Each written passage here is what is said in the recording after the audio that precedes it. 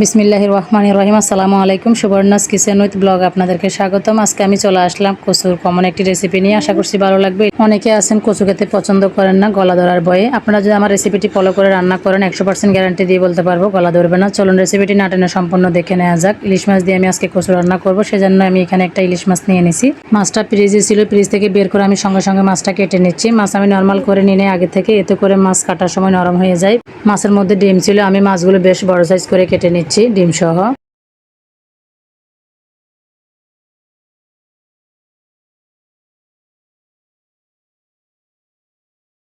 মাছ কেটে নেওয়া হয়ে গেছে। মাছগুলো ভালোভাবে পরিষ্কার পানি দিয়ে ধুয়ে নিব। ইলিশ মাছ লবণ পানি দিয়ে ধুতে হয় না। ইলিশ মাছ লবণ পানি দিয়ে ধোয়ার কারণে ইলিশ মাছের যে নিজস্ব ফ্লেভার থাকে সেটি আর থাকে না। এখানে নিয়ে নিছি আমি একটা কচু ডাঁটা ছাড়া। কচুটা পাতলা করে কেটে নেব। আপনারা আপনাদের পছন্দ মতো পাতলা মোটা করে কেটে নিতে পারবেন। কচুটা কেটে নেওয়া হয়ে গিয়েছে। এখন চলে আসলাম, পরিষ্কার পানি দিয়ে ভালোভাবে ধুয়ে নিয়েছি। এরপর আমি পানির মধ্যে এগুলো রাখবো। কচু ধোয়ার পরে অবশ্যই পানির মধ্যে রাখবেন, এতে করে কচুর মধ্যে যে এক্সট্রা ময়লা থাকে সেগুলো ছেড়ে দিবে। কচু আপনি যতই ধুবেন ততই কিন্তু সাদা টাইপের পানি বের হবে। তো এগুলো আমি চিকন করে কেটে নিয়েছি, আপনারা দেখে বুঝতেছেন। এতে করে সিদ্ধ হতে সময় কম লাগবে। এখন চলে যাবো চুলায়। চুলায় একটা পাতিল বসিয়ে দিয়েছি, এর মধ্যে আমি পর্যাপ্ত পরিমাণে পানি দিয়ে দিয়েছি। পানির মধ্যে ব্লক এসে গেছে, এখন দিয়ে দিব আমি কচুগুলো। ভাপিয়ে নেওয়ার সময় আমি সাধারণত হলুদ গুঁড়া দিই না কচুর মধ্যে, আপনারা চালিয়ে দিতে পারেন কালারের জন্য। তবে রান্না করার সময় এগুলো ভালোভাবে কষিয়ে নেওয়ার কারণে কিন্তু কালার হয়ে যাবে এমনিতে। তো এগুলো আমি একটু নেড়ে ছেড়ে দিচ্ছি, ঢাকনা দিয়ে ডেকে 5 মিনিটের মতো ভাপিয়ে নিব। কচুগুলো কিন্তু ভাপিয়ে নেওয়া হয়ে গিয়েছে। আমি এগুলো সিদ্ধ করে পেলে নেই, পরিমাণে কিছুটা কমে আসছে। এই পর্যায়ে কচুগুলো নামিয়ে আমি জাকার মধ্যে নিয়ে পরিষ্কার পানি দিয়ে একটু ধুয়ে নিছি আর পানি জড়িয়ে নিচ্ছি। তো এর মধ্যে আমি নিয়ে নিছি ইলিশ মাছ। মাছটাকে আমি আগে থেকে ধুয়ে রেখেছিলাম। এর মধ্যে স্বাদ মতো লবণ এবং হলুদের গুঁড়া দিয়ে ভালোভাবে মেখে নিব। ইলিশ মাছ রান্না করার সময় যেহেতু আমি তরকারি দিচ্ছি সঙ্গে, তো মাছগুলো যেন ভেঙে না যায় সেজন্য আমি একটু হালকা ভেজে নিব। এতে করে মাছগুলো ভেঙে যাবে না, দেখতে ভালো লাগবে। মাছগুলো লবণ হলুদ দিয়ে মেখে নেওয়া হয়ে গিয়েছে। এখন চলে যাবো চুলায়। চুলায় একটা ফ্রাই প্যান বসিয়ে দিয়েছি, এর মধ্যে রান্নার রেগুলার তেল দিয়ে দিচ্ছি পরিমাণ মতো। তেলের পরিমাণ একটু কমিয়ে দিচ্ছি। ইলিশ মাছ থেকে ভেজে নেওয়ার সময় এমনিতে তেল ছেড়ে দেয়। তেল ভালোভাবে গরম হয়ে যাওয়ার পর আমি ইলিশ মাছগুলো দিয়ে দিচ্ছি। মাছগুলো উল্টে পাল্টে 5 মিনিট ভেজে নেব। মাছগুলো একটু মোটার কারণে আমি 5 মিনিট সময় নিয়ে ভেজে নিচ্ছি। আপনারা এর থেকে কম সময় নিয়ে ভেজে নেবেন যদি সাইজে ছোট হয়। অতিরিক্ত ভেজে ফেলা যাবে না, জাস্ট মাছগুলো একটু শক্ত ভাব আসবে। প্রায় 2 মিনিট পর আমি মাছগুলো উল্টিয়ে দিচ্ছি।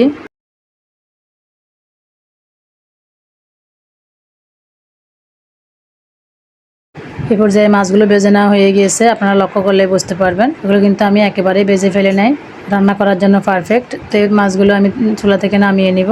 এর মধ্যে আমি রান্নার জন্য পাতিল বসিয়ে দিব। চুলার মধ্যে পাতিল বসিয়ে দিয়েছি, এর মধ্যে দিয়ে দিচ্ছি মাছ ভেজে নেওয়া অবশিষ্ট তেল। এর মধ্যে আমি আরও কিছুটা তেল অ্যাড করব। তেল ভালোভাবে গরম হয়ে গিয়েছে, এর মধ্যে আমি দিয়ে দিচ্ছি মিডিয়াম সাইজের 3টা পেঁয়াজ কুচি। পেঁয়াজগুলোকে অনবরত নেড়ে ছেড়ে নরম করে ভেজে নেব।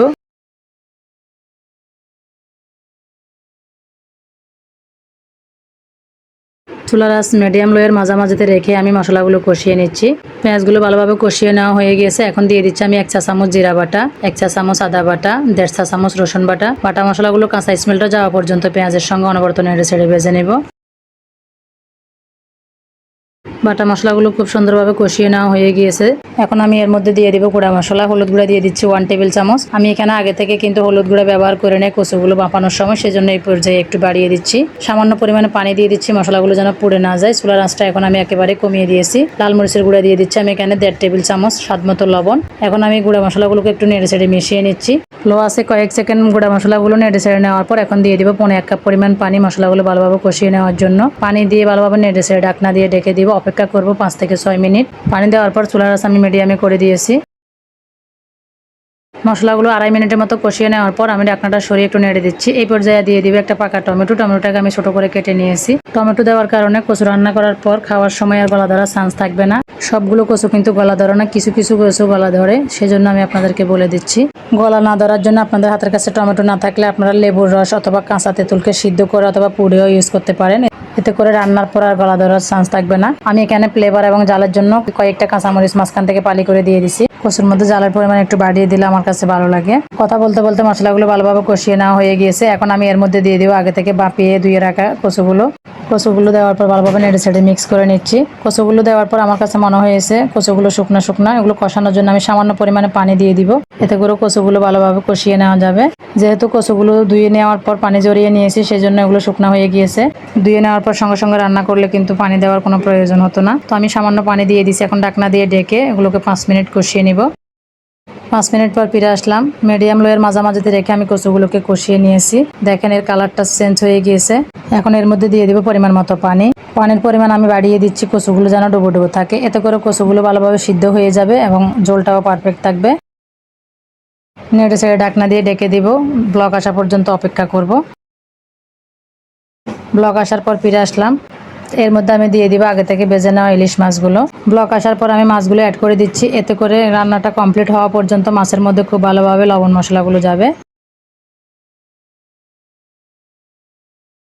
মাছগুলো দেওয়ার পর আমি এখন আবারও ঢাকনা দিয়ে ডেকে দিচ্ছি। রান্নাটা কমপ্লিট হওয়া পর্যন্ত অপেক্ষা করব, যতক্ষণ পর্যন্ত না কচুগুলো সিদ্ধ হচ্ছে। তো এর মধ্যে আমি অন্য চুলায় একটা ফ্রাই প্যান বসিয়ে দিয়েছি। এর মধ্যে আমি কিছুটা সামান্য পরিমাণে তেল দিয়ে দিছি বাগারের জন্য। তেলের মধ্যে আমি 2 কোষ রসুন কুচি দিয়ে দিছি, ছোট সাইজের একটা পেঁয়াজ কুচি দিয়ে দিছি। পেঁয়াজ রসুনকে অনবরত নেড়ে ছেড়ে বাদামি করে ভেজে নিব।